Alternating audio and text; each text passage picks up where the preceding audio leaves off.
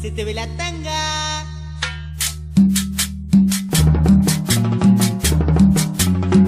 Voy a quererte, porque tengo el corazón valiente. Prefiero amarte, después perderte. Nosotros hemos elegido para nuestro trabajo de investigación dos fenómenos musicales que se dan dentro de la cumbia. Uno es Gilda y el otro es la cumbia villera. Vamos a tratar en este trabajo de establecer una suerte de vínculo o puente. Y ese puente hemos encontrado en nuestra investigación y por diversos textos que puede ser la ruptura que han establecido tanto Gilda como la cumbia villera para con respecto a parámetros dentro de la cumbia anteriores a ellos y a ella. Van a ser distintos los parámetros de ruptura. En Gilda hemos visto que hay un distanciamiento de lo que es la figura de lo femenino dentro de esa tradición. Y en la cumbia villera tenemos una irrupción de lo político de manera clara, que no estaba antes, con toda la idea de festividad y etcétera, que ya lo vamos a ver, sino que hay una irrupción justamente de lo político y de la evidencia del desastre social producido por el neoliberalismo y la desesperación, y de la ruptura de los vínculos sociales que se había establecido. Para esto yo voy a usar un texto que hemos encontrado, que se llama Notas sociológicas sobre la cumbia villera, de Esteban de Gori, investigador del CONICET, UBA. Y para eso voy a hacer un muy breve recorrido por lo que el autor plantea, que es la historia de la cumbia. Él lo va a dividir en tres momentos a grandes rasgos.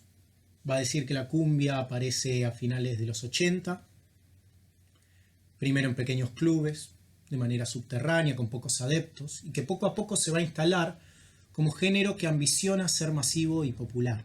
Ya a principios de los 90 empieza, podemos decir, conseguir eso que aspiraba, ¿no?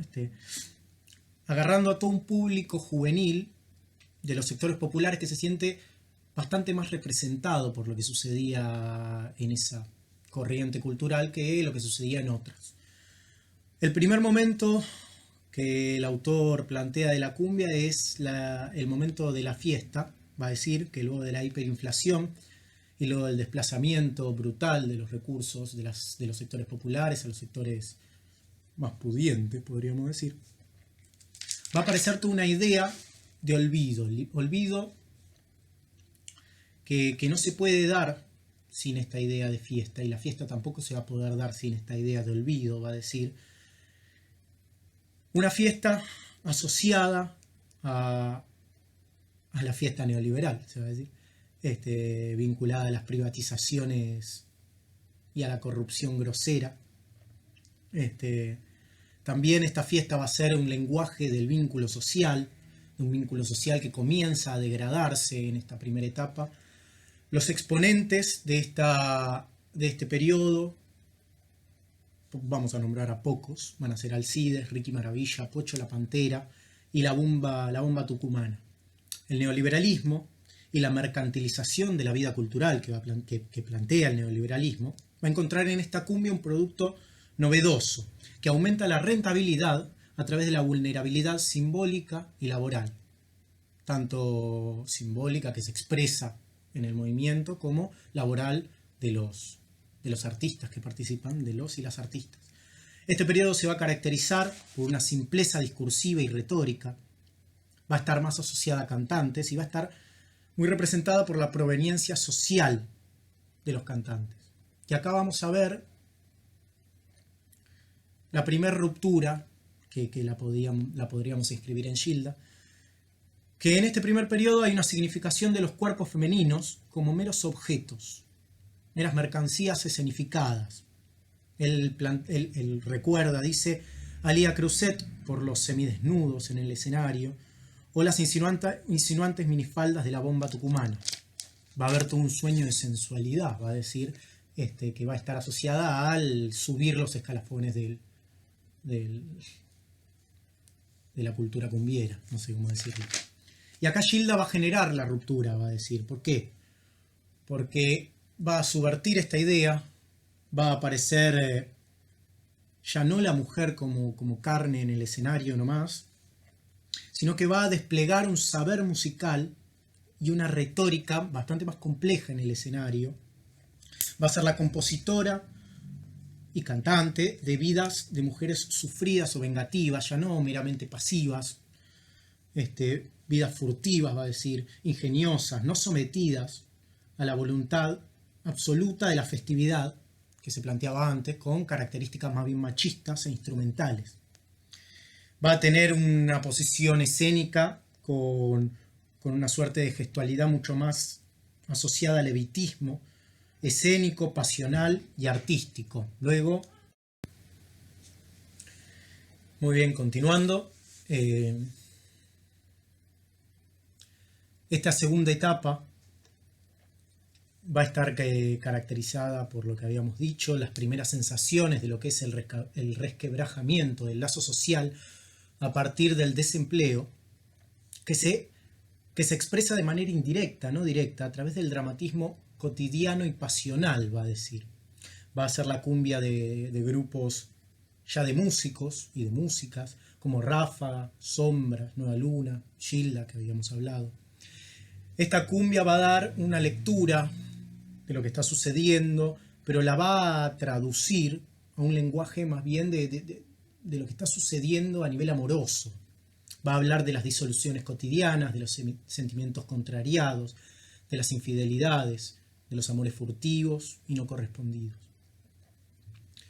Continuando, esta sería la segunda etapa. La tercera y última etapa, va a plantear el autor, todas coexisten, no es que está una antes que la otra, no. Sí, pero no. Vamos a llegar a finales de los 90 y va a aparecer la cumbia villera. Y acá una nueva ruptura.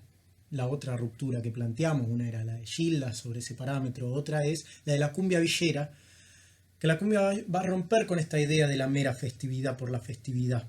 Ya va a ser la evidencia de que el lazo social está devastado, de que hay un empobrecimiento brutal, un desempleo brutal,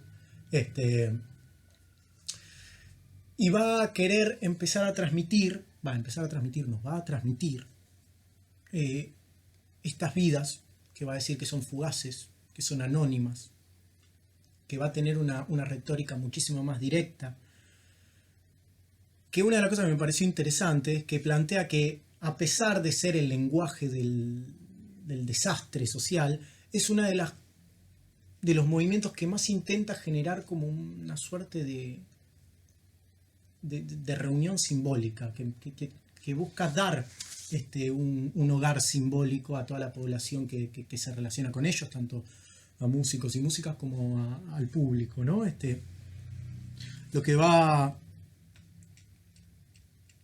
va a decir es que ya ponele en el adjetivo villero se da una suerte de identidad territorial muy importante. Van a empezar a ver grupos metafóricos grandes que plantean como concretamente, ¿no? Un nosotros y un ellos. El nosotros, los villeros, el ellos, los chetos, la policía, etc.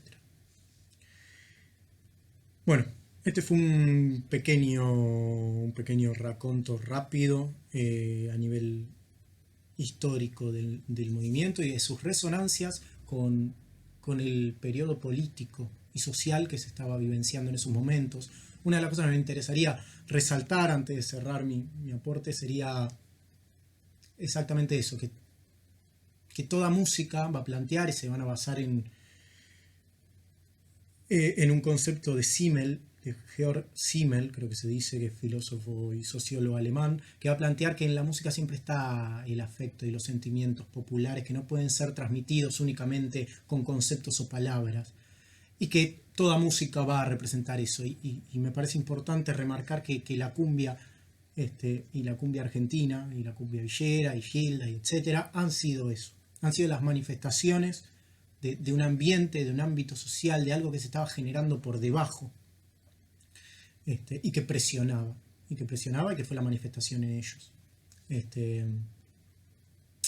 Bueno, con eso culmino mi aporte. Bueno, vamos a hablar de la cumbia villera como género, basándonos en el texto Cumbia Villera y Gestualidad.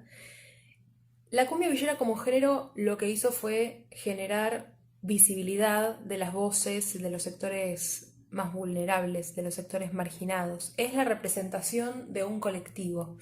Tratándose de la cumbia villera como un género que ha sido silenciado durante bastante tiempo, es y refleja la lucha de clases, porque tiene también digamos, aparejado una visión o una imagen de la estigmatización de las clases populares. El texto del cual estamos hablando, Cumbia Villera y Gestualidad, trata mucho y habla mucho sobre la estigmatización de las clases populares a cargo de los medios de comunicación, ¿no? Que es la imagen que nos llega a todos, y el vínculo que tienen para estos medios de comunicación los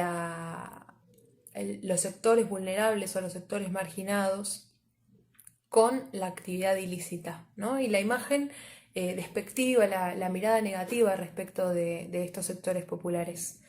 En este sentido, el vínculo entre esta imagen, el vínculo, mejor dicho, del género con la realidad económica, la realidad socioeconómica de los artistas es fundamental, ¿no? Que es el vínculo entre la obra y su contexto social. El texto en este sentido también hace mucho énfasis.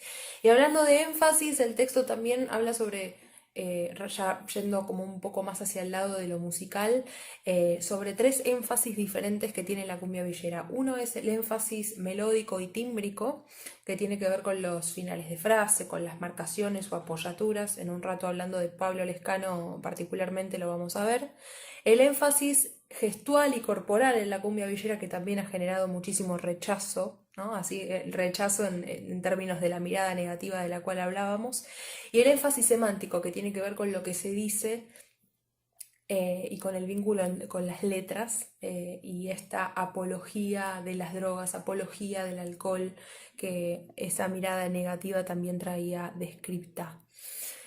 En este sentido, la cumbia villera, y según el texto que estamos citando, trae aparejada la mirada de un arte politizado, ¿no? Como la cumbia villera es en sí un arte politizado, porque conserva en sí misma la tensión entre lo estético y lo político constantemente.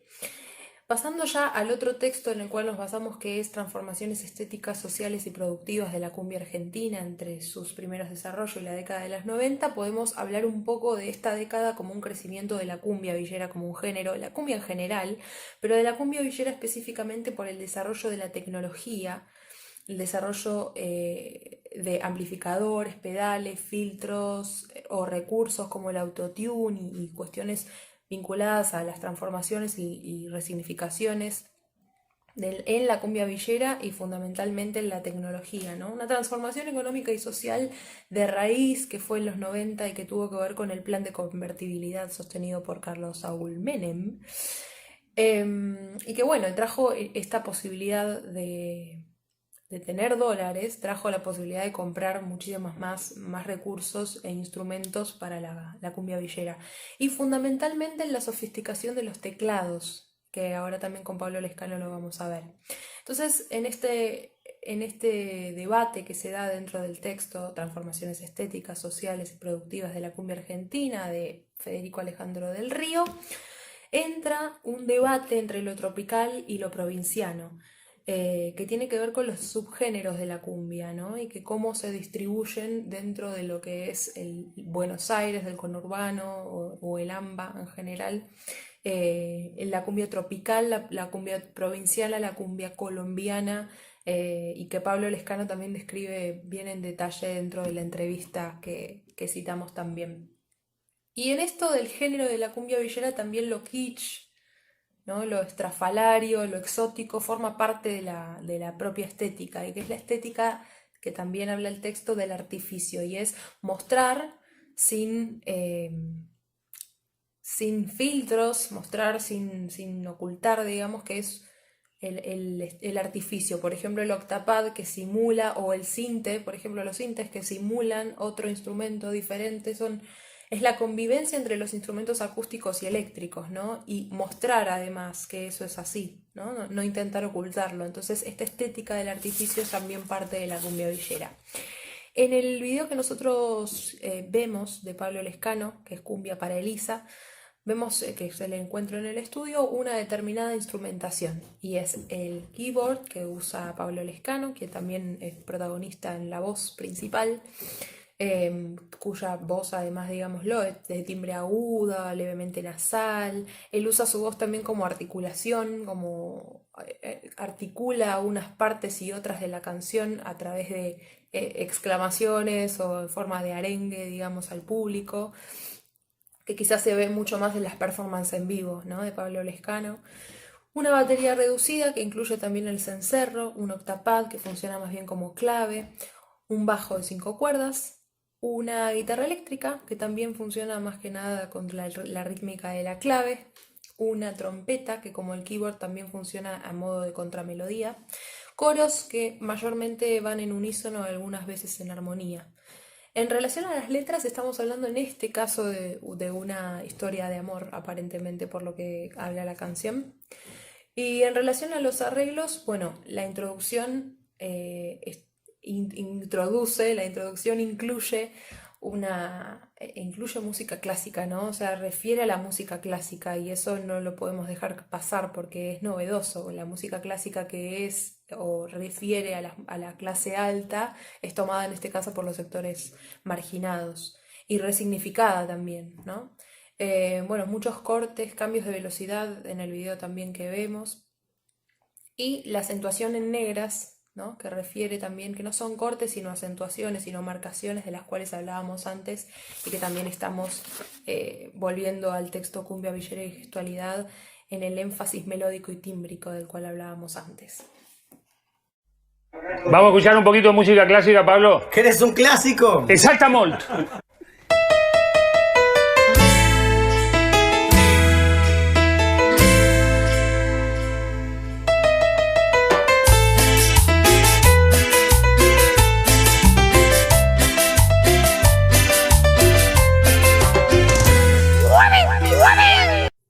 Pablo Sebastián Lescano nació el 8 de diciembre de 1977 en San Isidro, pero fue criado en el barrio de La Esperanza de San Fernando. A los 12 años integró su primer grupo de cumbia, Sueño de Amar. Quien era el líder de esta banda era o fue más adelante el vocalista de Amar Azul, llamado Miguel Dani Vale. En ese grupo conoció también a Ariel Fernández, quien luego convocaría para ser la voz del conjunto Amar y Yo. En 1995 participó como compositor y arreglador de teclados en Capricho de Luna, banda con la cual compuso sus 2 primeros temas, La Boquilluda y Amiga. Al año siguiente lo convocan para ser tecladista de Amar Azul. En 1999 creó uno de los primeros grupos de cumbia villera, Flor de Piedra.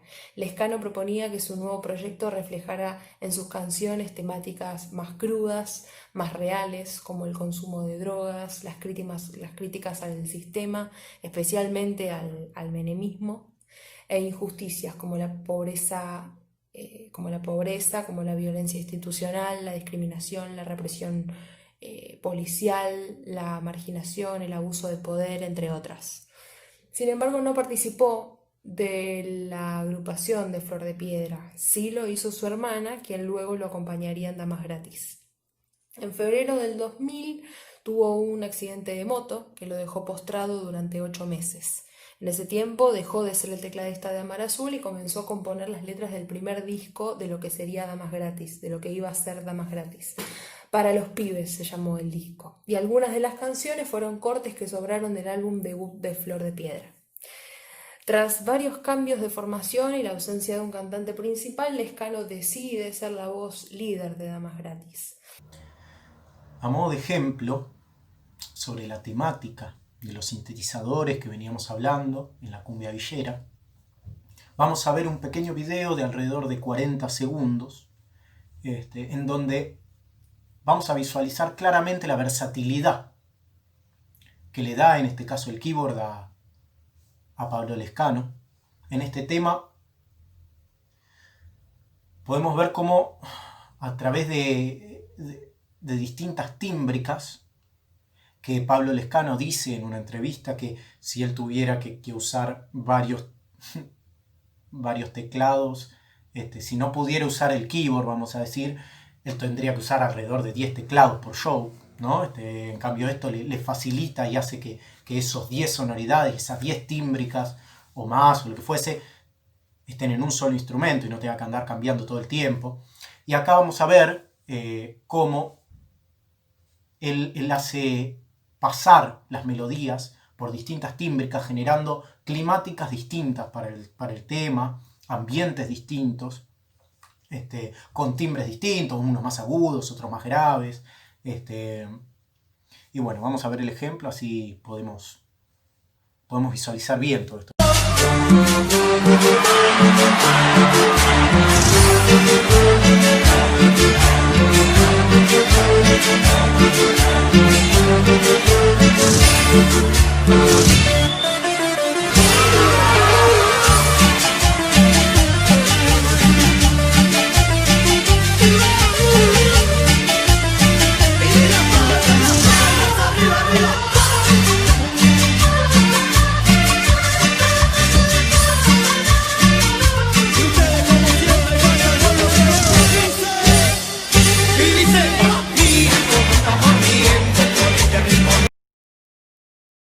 Bueno, Miriam Alejandra Bianchi, mejor conocida como Gilda, este es un nombre artístico que ella adopta gracias al personaje principal de la femme fatale de la película de Rita Hayworth, con el mismo nombre que el personaje.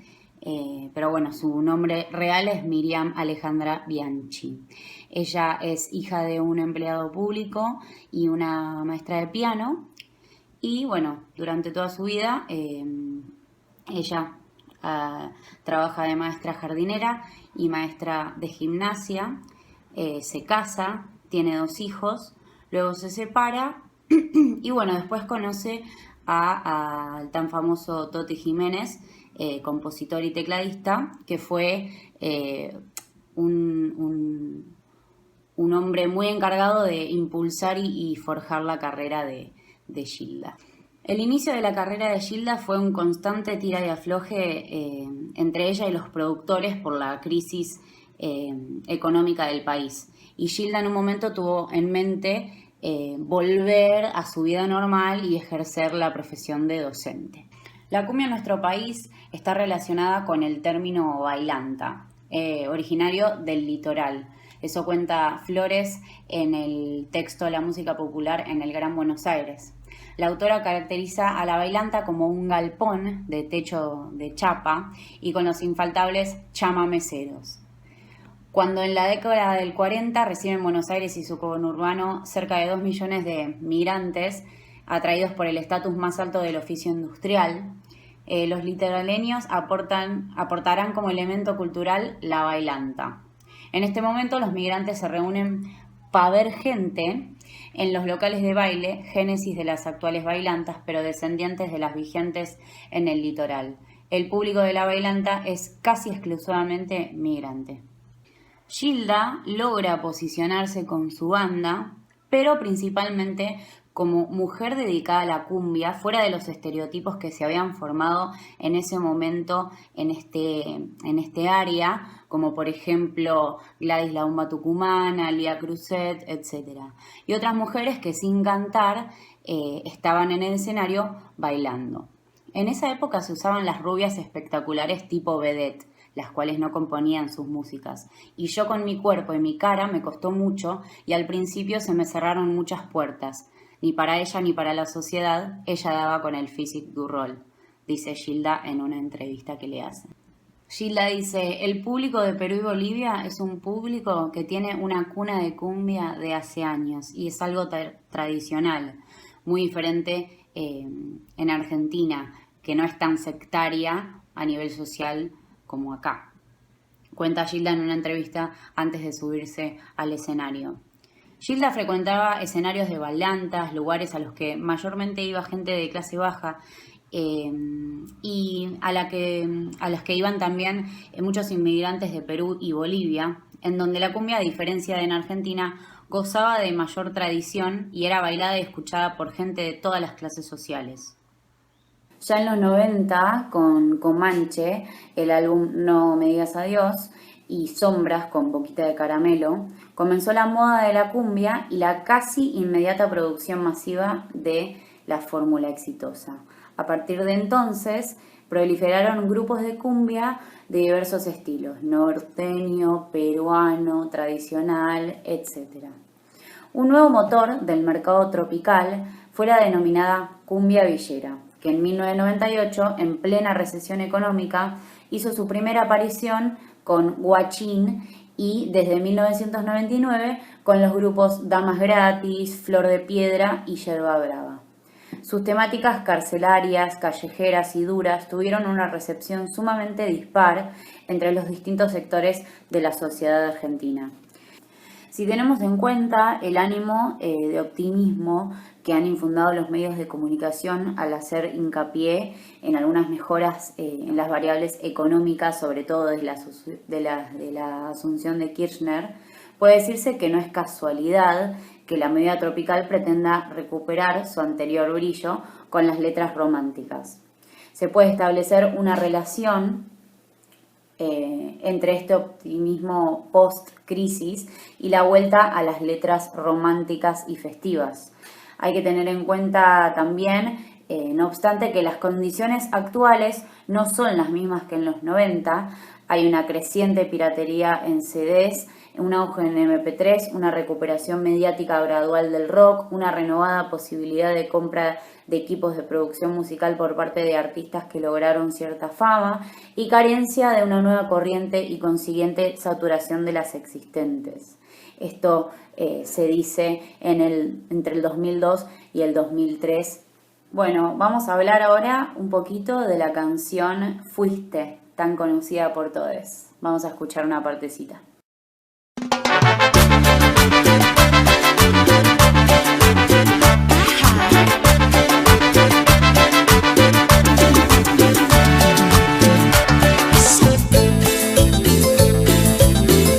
Esta canción surge de un encuentro que tiene Gilda con un muy amigo de ella, en el que él le cuenta que recién se está separando de su pareja y que se encontraba muy triste. También le cuenta todas las cosas que esta mujer le había hecho. Y Gilda le dice: Verónica, fuiste. Y de ahí surgió la famosa canción que mucha gente piensa que esta canción ha sido escrita para un hombre, pero en realidad ha sido escrita para una mujer. En este caso, la exnovia de su amigo. Cuando se graba este videoclip de esta canción, a Gilda no se queda contenta con el resultado porque no contó lo que ella quería que cuente. Ella dice: porque me mostró como la mala de la película a mí, pero en realidad la canción iba referida a todo lo contrario, al maltrato por parte del otro y al basta de uno. Cuando uno dice, bueno, hasta acá llego, no puedo estar con alguien que me maltrata, que me martirice, que no me tenga en cuenta, que me haga esclava de sus caprichos y no me respete. El tema pasaba por ahí y el video en realidad vendió todo lo contrario. Vendió que yo decía que yo era la que me enojaba, que yo era la que decía basta, y al otro lo mostraba débil, explicó Gilda en una entrevista en aquel momento. En la mayoría de los videoclips se contaban con imágenes una historia en la cual la mayor de las veces Gilda era la actriz. Una canción, por ejemplo, Un amor verdadero, en este videoclip se puede apreciar a ella bailando y cantando, siempre mirando a cámara, y los músicos casi ni se ven, únicamente las manos ejecutando los instrumentos. El tema Paisaje de Gilda, ella dice que este es un tema romántico, con mucho mensaje poético, pero con fuerza, y que con unos buenos arreglos iba a movilizar a la gente. Otro tema muy conocido de Gilda, No me arrepiento de este amor, tiene una frase muy icónica que dice: yo siento que la vida se nos va y que el día de hoy no vuelve más. Cantaba Gilda en No me arrepiento de este amor, tema incluido en el álbum Pasito a Pasito, el tercero de su carrera y con el que empezó a incomodar al género tropical. es que si las mujeres no eran bien vistas en el ámbito de la cumbia, mucho menos ella, que venía de una familia de clase media, había estudiado en un colegio católico y no tenía el physique du rol de las mujeres voluptuosas de las balantas de esa época, como ya dije en un momento, como Gladys la Bomba Tucumana, Lía Cruzet, etc. Ella se presentaba en escenarios con su banda de músicos con mucha pila, decía ella. Tengo unos muy buenos músicos, gracias a Dios. Según Gilda, su espectáculo era sincero y fresco. Y decía también, la movida tropical tiene tanta alegría, transmite tanta buena onda.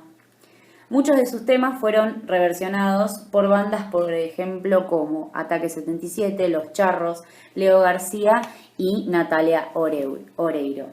Dice que cuando llegaba a un lugar a tocar y escuchaba Llegó Gilda, era como algo mágico que la transformaba a ella. Algo espontáneo, donde ella se olvidaba de todo y se abocaba a ser feliz a las personas con su música. ¡Oh!